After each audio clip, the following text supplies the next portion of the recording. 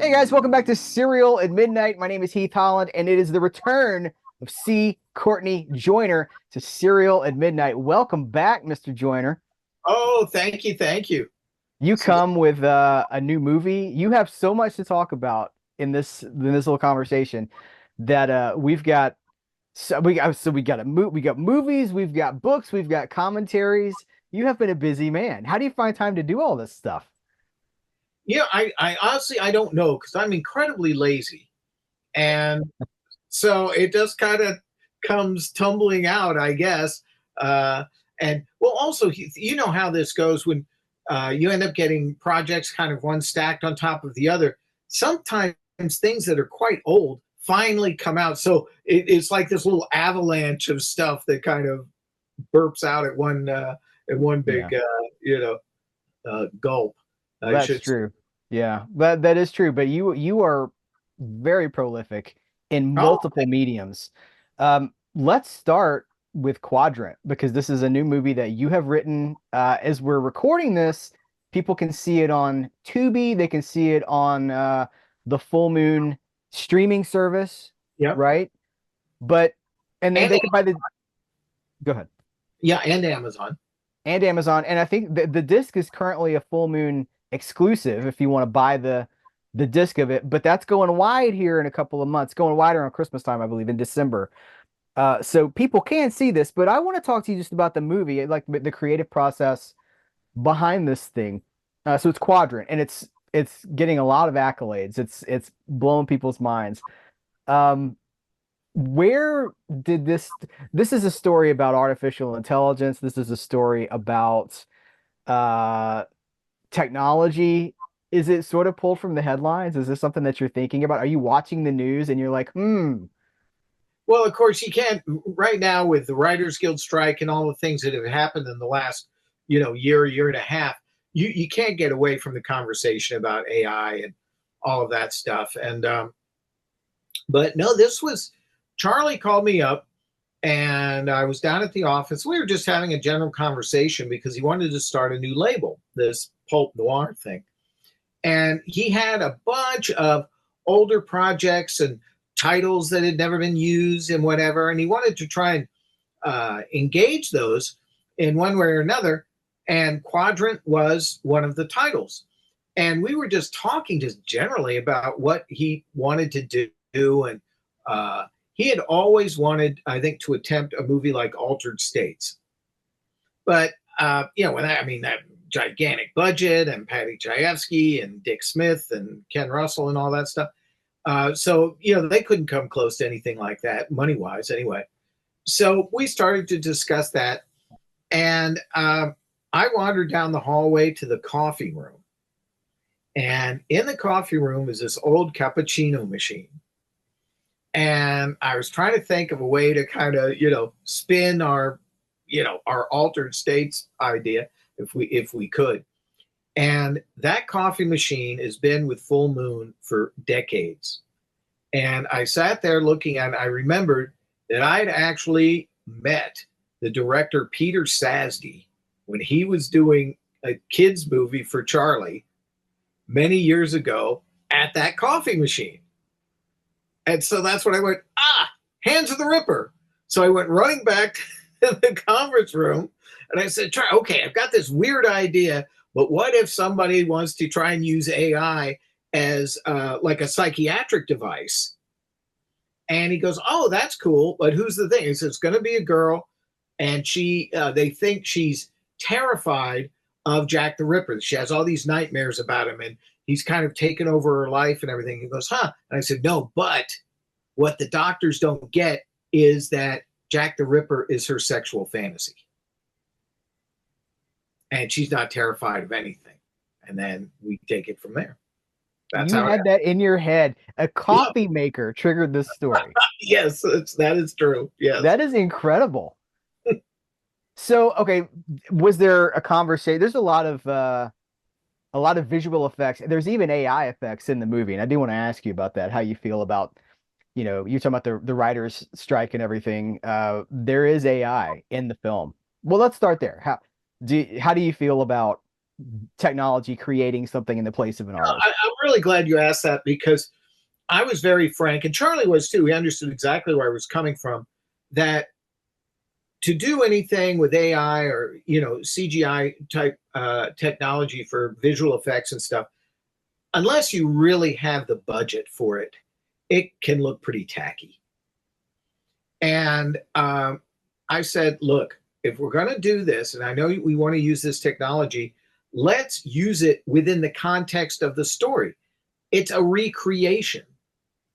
It's a fantasy sequence. That way, any of the flaws or the drawbacks or whatever of the process, because it's being done on a budget, is going to be forgiven because it's kind of built into the story. And I thought that was important to get that out up front. Mm-hmm. And also in the movie, it makes a real nice contrast when you see that, and then you see the reality stuff. And Tom Calloway did a fantastic job shooting, and so it worked going back and forth. I think very well, and it was and Charlie approved it right away. And I said, look, if we're going to do this Jack the Ripper thing, that one of the very first crime scene photographs ever taken is of Mary Kelly's corpse in that bedsit. And I can't remember if he had seen the photograph before or not, but I made sure everybody did, and they were absolutely horrified by it. And that thing is unbelievable what he did. And so I said, we should have our real characters interact with that image. And they did it. Was Charles, you call him Charlie, I don't know him, so I can't call him Charlie. Was Mr. Band on board to direct this from the very beginning, or was this something that he decided to do later? Okay. Absolutely. No. And the thing was, Heath, how it goes is sometimes just the pieces fall into place. Charlie was creatively charged up. The movie was made in Cincinnati, and he was newly married. He and Robin finally got married, so he was kind of, very happy about that and in a great place and everything. And he got excited about this. And also because he had not done a quote unquote serious movie, as serious as Full Moon gets, in a long time. A lot of the more recent things had, tended towards comedies, a Ginger Dead Man and that type of stuff. And here was something, again, he said that was dark. And we talked about this a lot. And I said, Charlie, we should do this like it was 1974.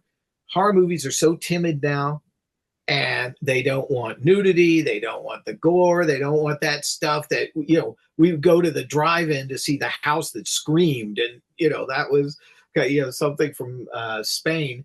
And that would be wonderful. And let's do it that way. And God bless him, he did not hold back. He said, yes, let's do it. And he did it with company money. He did not do as far as I know, he didn't do a pre-buy with any of his normal outlets because he didn't want their input. Or at least not any restrictions, I should say. Interference. He didn't want somebody to say, well, you can't do that. And so we just did it. And of course, they ended up buying it anyway. But that was the thing. He said, no, let's just do it and see, where, and let the chips fall where they may. That's really great. It does feel like a return to a Charles Band film that I haven't seen in a while, longer than a while. That's a return to form in some ways. I have to ask. There's a Miller reference. One of the buildings has Miller on it. Frank Miller Easter egg? Are there deliberate Frank Miller Easter eggs in here? That was just something, there in Cincinnati. But now I didn't see any of the footage. The first footage I ever saw in the movie was when I saw the trailer. And but Charlie and Tom Calloway would call me from Ohio. I mean, they were really excited about how they thought was turning out, and especially excited by the performances by that cast. I thought those guys were great. And oh my gosh, the little girl who played Jack the Ripper, she was just wonderful. And I'll tell you, I really put my foot in it because I had only seen the trailer. She does not look tall. And she's tall. So I walked into the screening room to see her, and the first thing I said was, wow, you're really tall. Just this wandering moron who happened to be at the screening, but then I identified myself, and you know. Like I wrote this, and what was the hold on when you said that? What was the reaction like? Were they like, Oh well, no, who's this everybody guy? was very sweet, and but they all had said, they had done some other horror pictures and whatever, and they really were surprised, especially because this movie was made quickly. It was made for very little money, and that it kind of had a different feel to it, and the attitude of everybody who was involved was very positive and up and wanting to do things. And I think that because of that uh, alone also added to, if you will, a comfort zone for the actresses to do some of the more explicit scenes because it wasn't, nobody was acting like a weirdo. Nobody's leering and being creepy. Yeah, exactly. Yeah. I'm just happy because it reminds me, oh no, there is a standard for quality. And these just because the movie has a low budget, just because it's a horror movie or whatever, doesn't mean that it has to be treated ironically or like winkingly. Like we can have a very compelling story. You bring all of your historical film knowledge, you bring the 70s to everything that you work on. You are such a gifted writer. I think people will really want to check this out. I think they're going to have a great time with it. Well, it's been you were very nice, and it's been great fun to in some of the reviews or whatever. I've made note of the fact that I wrote it, and oh my gosh, this is goes back to the early Empire days and all that kind of stuff, and that's fun to be remembered and recognized for that because this is actually the first movie I've had made. I mean, actually seen camera in 19 years. Yeah.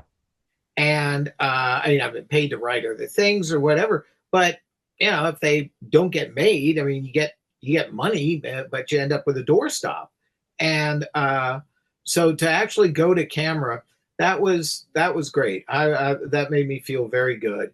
And and one thing, boy, I just thought that the score was terrific. Yeah. It's got it almost has a Danny Elfman quality. It's got this real bombastic, crashing, ominous thing.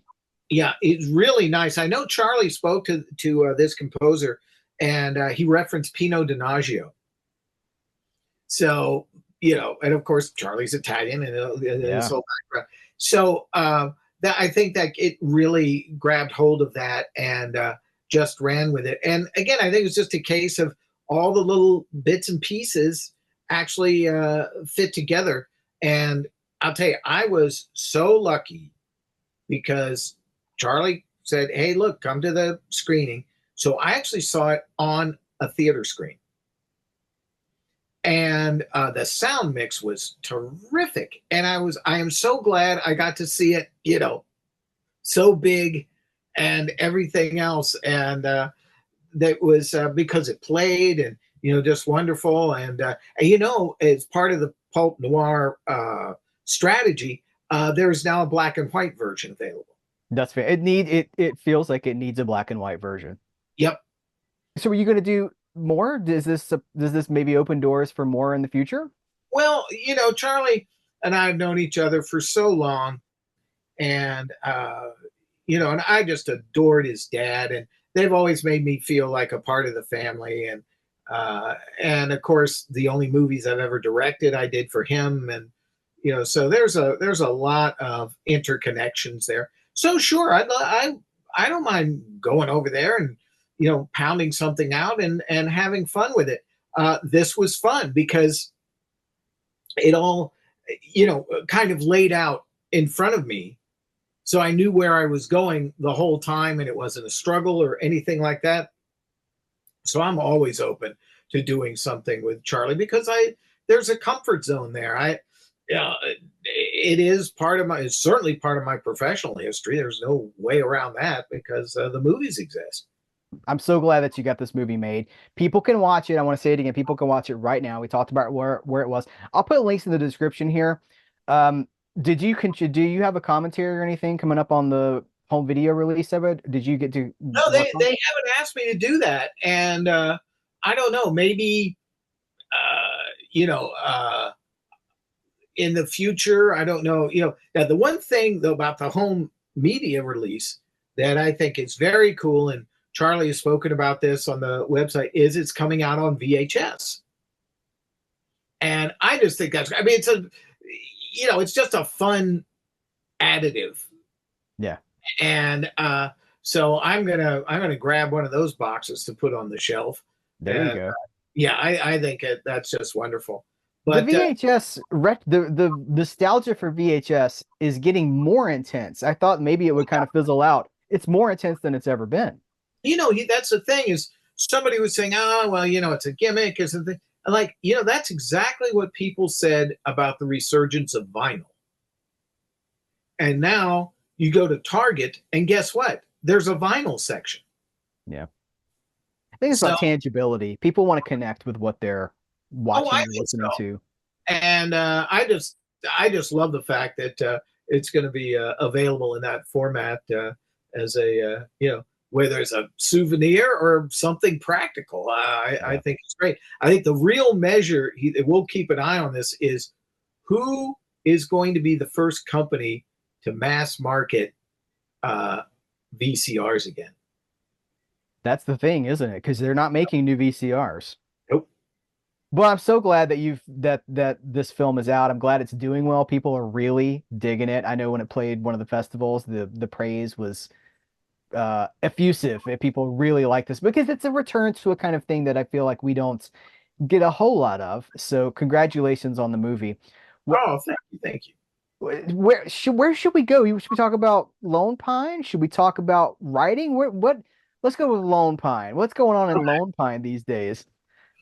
Well, I'm going to be at the Lone Pine Film Festival starting actually a week from tomorrow. And this is a 4-day festival. Of course, the whole centerpiece of this celebration is to look at films, mostly from the past, that have been made up in Lone Pine, which was a favorite location of John Wayne's and Bud Bedecker and all these people over the years. But now it's they use it a lot for commercials. But the Transformers movies were shot there, and tons of the it's a real still a production center. But they like to kind of do the nostalgia thing. Actually, I'm going to be there hosting a screening of Django Unchained with the prop master, who's a very nice lady, Hope Parrish, and she actually was brought into the business, into the prop business by her dad, who was the prop man on The Man Who Shot Liberty Valance. Wow. So that's going to be a fun conversation. And then I'm going to be hosting a screening of The Tall T, which is my favorite of the Bud Bedecker, Randolph Scott movies. I think And mine too. oh, awesome. And then it's going to be a short film called The Prospector that Bud Bedecker actually helped produce for a student at USC. And the thing did very well. It's supposed to be just wonderful. But this is what I think is going to be fascinating when you see how do careers shape and do things. The film was presented at the Lone Pine, 25 years ago, whatever it was, by Bud and by Burt Kennedy. And the director got some great reaction and approbation for it and everything else, has ended up as the director of Days of Our Lives. He's directed more than 500 episodes of that soap and won 4 Emmys. Wow. Yeah. But where do you go from, Bud Bedecker in the middle of the desert to Days of Our Lives? I just think that's, so I'm going to have a ball talking to him. And this is the coolest thing. The last day of the festival, and there's all kinds of stuff going on the whole time. Alan Rhodey is there to introduce some Michael Curtiz movies. Rory Flynn is going to be there to introduce and talk about Rocky Mountain, which starred, of course, her dad and her mom, Errol Flynn and Patrice Wymore. So that's going to be neat. But I am going to be hosting a screening and go into the background of Violent Road. Violent Road was the first U.S. version of Wages of Fear. Okay. It was done at Warner Brothers. Brian Keith, Ephraim Zimbalist Jr., Dick Foran, Wallace Ford, and they are transporting rocket fuel. And And the thing was, they shot it there up in Lone Pine in the Alabama hills. And what I did immediately, what's so much fun is you go, okay, High Sierra was shot on those locations. And I went back, same production manager, same assistant director on Wow. both movies. Yeah. And the thing is, it's because Lone Pine was used very often, doubling for India. So I'm going to be doing Lives of a Bengal Lancer. That's where they shot it. They shot Gunga Din there. Really? Yes. And Ben Burt, the sound designer, always does a presentation about Gunga Din. And this is in between, barbecues and drinking contests with, old stunt guys and all that Yeah. stuff. And it's really a ball. And in fact, the last time I was there with my friend Miles Swarthout. And Miles, wrote The Shootist. He had cancer. And he didn't want anyone at Lone Pine to know it. So he said that he had laryngitis. And so we did a screening of the movie, and then he did the Q&A. But we had worked out this whole Edgar Berg and Charlie McCarthy routine where I would lean in, he would whisper the answer to some question from the audience, and then I would repeat it. So everybody thought that he just had Yeah. laryngitis. Yeah. Isn't that great that you got to be a part of that, though? You got to help tell the story. Yeah. And he was a great guy. But I just haven't been up there, and it's not that far. But it's just so nice. And, oh my God, the oxygen and, the snowy peaks that surround you and everything. It's really beautiful. That sounds incredible. I know history is so important to you, the history of these movies and the history of the people that Oh, yeah. made these movies. And it makes me happy to see the recognition of the people that worked on these, that that Lone Pine, that this area is still celebrating the history of these movies, because like you said, there's still I don't want this. I don't want that area to become, well, this is where they shot Transformers. The history of these movies is so important to me, and I'm glad to see that it's being preserved and it's being celebrated. So that sounds really great. I got to get myself up there. I don't know if I'll be able to do it this year, but I got to get to one of these Lone Pine film festivals. It's again, and it's a genre that, of course, sometimes it's in favor and other times it's not. But everybody's there kind of for that great common purpose. And it is generated as a nostalgia festival, unless someone has some brand new Western for the Inspiration Channel or something. I would love to see someone like Costner come with a new movie. And, and it's a small festival, but it would be so cool to have him kind of invite everybody in for the intimate experience of something that's going to be gigantic eventually. Mm-hmm. And I think that would be really, really neat. I thought that Horizon was just ballsy and brave. And if he did show up at a Lone Pine with something, even if he just came with a reel, if he was like, here's 10 minutes of part 2 or part 3 or whatever he has, like that would be a real attraction. And obviously we want to get young people to come to these things too. You want to pass the torch to a younger generation and keep it alive. That would be a way to do it. Oh, absolutely. And, something like, again, with Lone Pine, as my old buddy L.Q. Jones used to say, the herd is thinning out. And it is. And I think that it is because a lot of the organizers tend to focus on older stuff, which is great because that's what I love. But also, I've always, when I was doing Wildest Westerns magazine, and I kept saying, guys, this is great, but let's get to Tim Oliphant. Let's talk about Justified. Let's, get to Taylor Sheridan. We have got to, keep up, because this stuff is being made, but it is not necessarily being embraced by, if you will, Western fans or what have you. And that audience is set to explode, but you have to, give them a reason to, give them, stuff to read about, give them something to see and interviews and all that type of thing. And I think that's just so important because, my gosh, the cast of Dancing with the Stars gets more exposure than Horizon got. Oh yeah.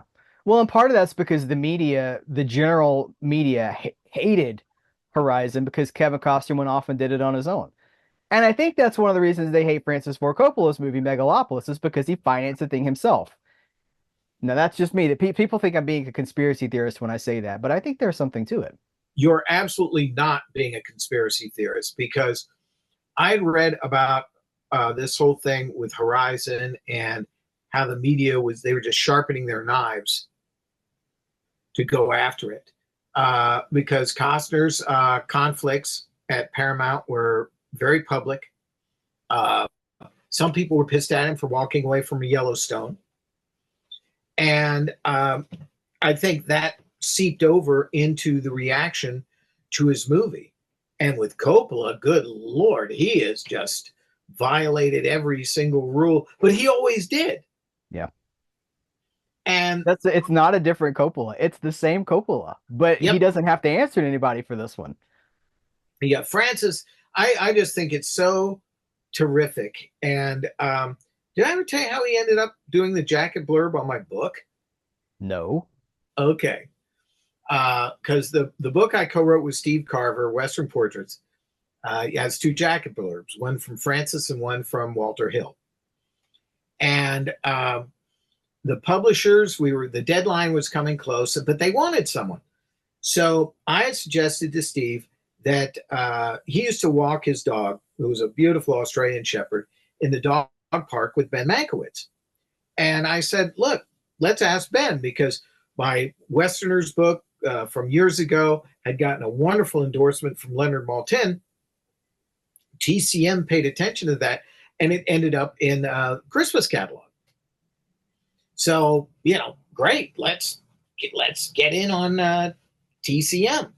So Steve was ready to talk to Ben because he had spoken to him many times in the dog park. Anyway, poor Indiana passed away, but Steve still would go and he'd see Ben Mankiewicz. And he asked him if he would take a look at the book and give a blurb. Now, I'm sure he gets inundated with requests like this. And he probably couldn't do it anyway because of his contract. I can't endorse, a product or something because, but he didn't tell us that. And unfortunately, we just didn't get any communication from him at all. And we're like, okay, what do we do? I mean, it was like literally, this was Tuesday night and the final PDF had to be submitted on Thursday morning. So then Carver goes, oh, wait a minute. I have an idea. And he called Francis and he goes, yeah, sure. Do you have a copy of it that I can see? And we said, so we sent it off to him and he wrote this beautiful little thing for it and wrote me a separate little note about the writing of it and everything. It was really nice. So yeah, Francis Coppola was our replacement for Ben Mankiewicz. That's incredible. And also the idea of like, oh, wait a minute. I can get Francis Ford Coppola to do this. That's hilarious. Wow. So Well, hey, you've given me a great segue here talking about books because I know you've just contributed to another book. Tell me a little bit about this new project that you were involved in for horror fans. Well, this Stephen Jones is just a great editor, and I loved that series of books he did, The Art of Horror. And and he's based in England, but he's just edited all these things. Did you see that fantastic thing he did with the original Edgar Wallace script of King Kong that came out last year? Yeah, yes. Yeah, oh, wonderful. So anyway, he got a hold of me for this project that was going to be Art of Horror 3. And the concept was, they had done movie posters and then, magazine covers and those beautiful reproductions of the Basil Gogos famous monsters paintings and all this stuff. And, those books are large. They're those beautiful coffee table books. Okay, this one is all original artwork for VHS covers. And it was going to be Art of Horror 3. And then the publishers changed it to Videotapes from Hell, which It Mhm. was like, well, I guess so. But Oh, that's gonna sell so many copies. That title alone sells so many copies. and I've only seen, and they asked me and Pete Atkins and Stephen King and all these other folks to write one chapter a piece, focusing on their area of expertise or whatever. And so, of course, they asked me to do a thing about full moon and those kinds of films, and so I did. And I've seen uh, the galleys of that section of the book, and it looks just tremendous. And it was officially released today. There's a little bit of a holdup here for the States. I mean, you can order it, but something about bringing it over from the UK or whatever has to be straightened out. And because we were supposed to have a book signing at Dark Delicacies on the 6th, but unfortunately, this is postponed things. I think just a couple of weeks. Yeah. And, but the book is just gorgeous, and what's very nice is, unlike the previous two volumes of Art of Horror, this is coming out first as a paperback. So the price is definitely, it's only $29.95 as opposed to $49.95 for the others, which are definitely worth it. But I think this makes this more accessible. Yeah, it's like the cost of a of one movie, right? It's like the cost of a VHS. That's it. And Yeah. so, yeah, this is, I'm just so, and to be included in that lineup of folks, it sure is wonderful. But it's just cool because you know how it is. It's always great to be involved with something that you'd buy yourself anyway. Mm-hmm. Yeah. And so, yeah, so that's always the great fun. Do you do you prefer what, because you do so many different things, do you have a favorite, or is it the variety that keeps things interesting for you? Like, do you prefer writing for film versus writing for yourself versus writing for a project like this? I it really is kind of jumping around. Now it's not always easy. With every birthday, it gets a little harder for me to shift gears. Yeah. Because you need a certain mindset for each project, and a fiction mindset is not the same as a screenwriting mindset, and that's not going to be the same as writing your ultimate monograph on George Zuko or whatever it is. So that's but again, having the opportunity to kind of jump around or doing live presentations or whatever, that is the fun. That's really the best fun, because if you just get kind of stuck doing the same thing over and over again, I have done that, but I think you end up spinning your wheels a little bit. Yeah. And you're blessed that you get to do so many different things, because variety is the spice of life. Oh yeah, and but as far as a spice, it's always. But I think I've become identified either with horror or with westerns primarily. Even though I've done, Alan Rhodey invited me on to some film noir releases and things like that, and but yeah, I think that there's really those two genres that people look at. But then, I look at who are my favorite writers, whether you're talking about, Elmore Leonard or Richard Matheson or William Goldman or whoever it is, man, they were just genre writers. I'm not comparing myself. I'm just saying that that's the thing. They just, could go from, one thing to the next, and they don't have to be similar. I mean, maybe similar themes because they're interested in what they're interested in, but just the sheer. I remember when Daniel Griffith and I started to do things like the box set of The Loner, the Rod Serling series, and before that, I had contributed to Beyond Infinity, that big square collection of Twilight Zones, and my featurette was about the number of westerns that they did on the Twilight Zone, and they did a lot. And in fact, the very first one that was ever broadcast was a western.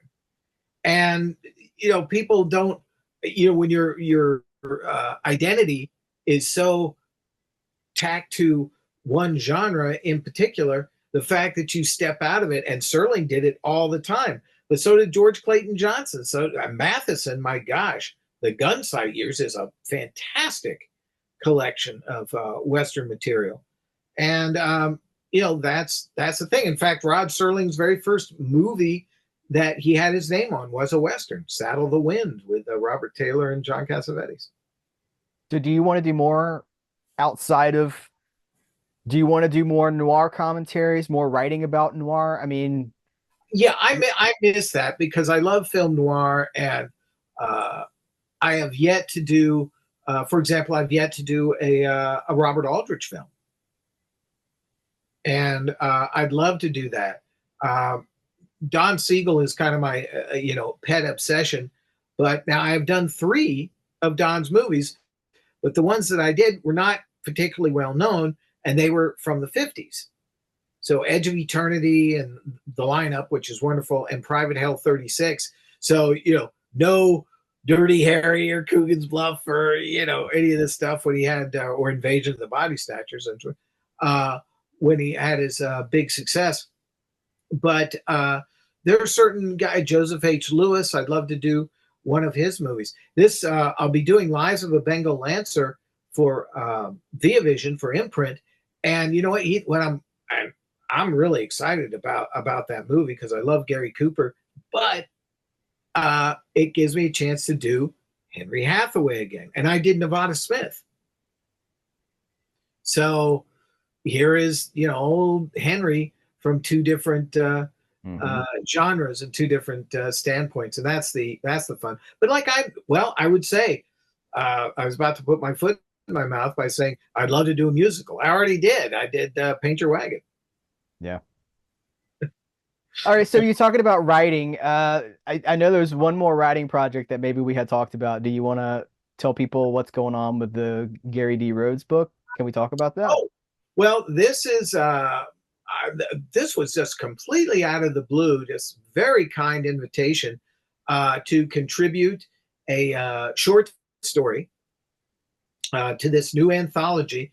And I can't tell you really about the other short stories because I haven't read any of them, but I know kind of the direction you're going in. But I'm doing something that is, if you will, a footnote to the Cabinet of Dr. Caligari.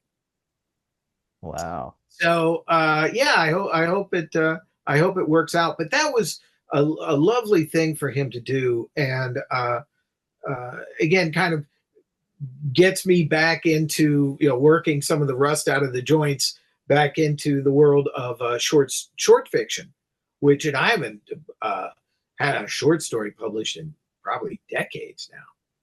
Somebody told me that short stories are a lot harder to write than longer stories. Do you find that to be true or the opposite? Yes, particularly because there's a kind of a formula with short stories, or at least one that people go to, where they want the editors sometimes do want that twist in the last line, or the kind of O. Henry approach to the storytelling, which sometimes that's just not appropriate. And I think I have one that has not yet been published. It's a manhunt story called The Wedding Present, and it's about a guy, and he's tracking down these really bad hombres and executing them. And we don't find out until the very end, and he's dying when this happens, is his daughter is getting married, and the guy she's going to marry, these miscreants had targeted him for assassination. So he got to them first, so he could marry. And the guy has no idea that his father-in-law is going to do it, and he does. And then he goes out under a tree and dies, eating wedding cake. Well, spoilers, you just gave the whole story away. Yes, I did. But, who knows when it'll be published, and maybe somebody's going through their Kindle. Oh, this is the thing that moron told me the thing was. Have you ever, you mentioned Kindle. Have you ever thought about maybe self-publishing some stuff? Because you could write and just, with the way things work now, I think ebooks make things so accessible. It doesn't have to be an ebook, but with an ebook, there's no overhead. There's no cost of production. No, I've talked about this with a lot of people, and some folks have done very, very well in that world. others not so good. I mean, like anything. And I think, honestly, I think I'm a little chicken hearted, only because unless I send it to you, uh, to not work with an editor and just be responsible for my own thing makes me very nervous because Mm. you want I think feedback is just so important. I don't know, maybe I just need a scapegoat to point to if somebody hates it. I go, don't blame me, the editor, made me do that. Yeah. Maybe that's it. Is there's nobody else to blame. You're out there That's just on it. your own. Well, it's always an avenue, and I think about it too because I want to delve into the world of books and I mean I have things to say outside of YouTube and I'm like, well, what's the outlet to do that? Because of course the system as it used to exist doesn't exist anymore. Now everything's so fractured and small. You used to have several major outlets that you had to go through, and now there's like 100 small outlets and there's consequences to all of that. But it seems like the barrier between getting something written and seen is smaller than it's ever been, but the audience may also be smaller too, and that's the problem is that you're trying to sell something that you're competing with everybody now. You used to be competing with, published authors. Now you're competing with everybody. So, but it's always something to think about. And if you ever decide that you want to do that, I think you'd be successful at it because you have an established track record, and it's not like you just started doing this. You've been doing this your whole life. So, well, thank you. I'll tell you, if I was going to self-publish anything, I don't know that I would self-publish fiction, but I had an idea for a movie book that wouldn't necessarily be in depth, but my working title was Hacks, and I wanted to write a book kind of tracing the careers of B movie screenwriters from the 30s onward. Mm-hmm. So the guys who were writing the Boston Blackie movies and Yep. the Inner Sanctums and all of that stuff over the years, and George Worthing Yates and all of his stuff with Bert I. Gordon and that type of thing. Because those writers from that era, unless Tom Weaver catches somebody while they're alive, are just completely overlooked. You said something about this on social media a while back. You're talking about nobody thanks the writer. Nobody acknowledges the Oh writer. gosh, I got a lot of kickback on that, but I'm sorry. Thank you very much for supporting that. I was so tired of reading all this stuff on Facebook. I love this movie and I love that movie and on and on. And I would scan down the post and go, okay, let's see. This was written by Elmore Leonard. Not that you would know it from reading all this Yeah. praise and approbation and all this type of stuff. And somebody posted something about Harper, which I absolutely love. No mention of either Ross McDonald or William Goldman. See, that throws my theory out. My theory when I saw your post about that was, well, modern audiences are seeing these movies that don't even have a writer. They've got studio executives who are, these Yep. movies are created by committee. If you go see, let's bring up Transformers again. If you go see a Transformers movie, that was not written by a screenwriter. That was written by like 8 people and notes from the studio. And it's not even a conversation. That the writer's not recognizable. The writer's not somebody you can go to and be like, that screenplay. But then, of course, we have plenty of great movies that have singular voices. So that kind of throws that theory out of the water anyway. Um, we need to talk about writers. We need to talk about the people that worked on, because without the screenplay, without the writing, you don't have a movie. There's nothing there. Yeah.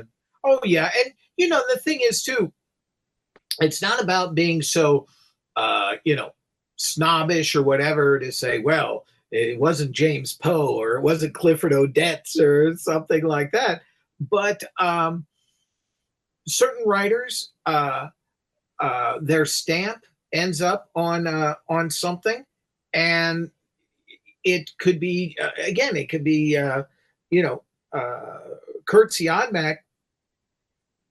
Well, of course, we love the Wolfman and what have you, but I look at some of the films like Transatlantic Tunnel and the stuff he did in the 30s when he had just come over from Germany, and even though his brother fired him, his stamp is all over Son of Dracula. and you can see it. It's just right there. And I think that and this is not somebody who was going to be heralded, even though he kind of was in the last few years of his life, because he, as I said, he was the only one left alive. Yeah. But I think that's just just true. That, I mean, we mentioned the tall T, and then again there's Elmore Leonard, but adapted by Burt Kennedy. Um, every time I read, and I did a commentary on that film with Elmore Leonard's assistant. That was great. That was in the Randolph Scott set that Daniel and I did. There's so And many of them now. There's like three or I four know, releases of those. suddenly I know, and it's a lot of the repeat of the renowned westerns and everything else. Yeah.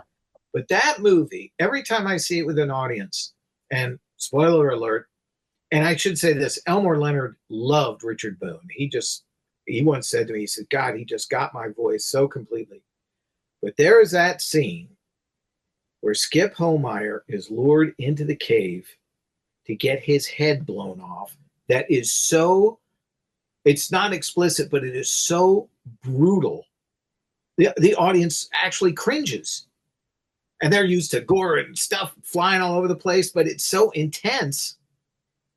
And he does, I mean, my God, double barreled shotgun under his chin. Guess what's going to happen? Yeah.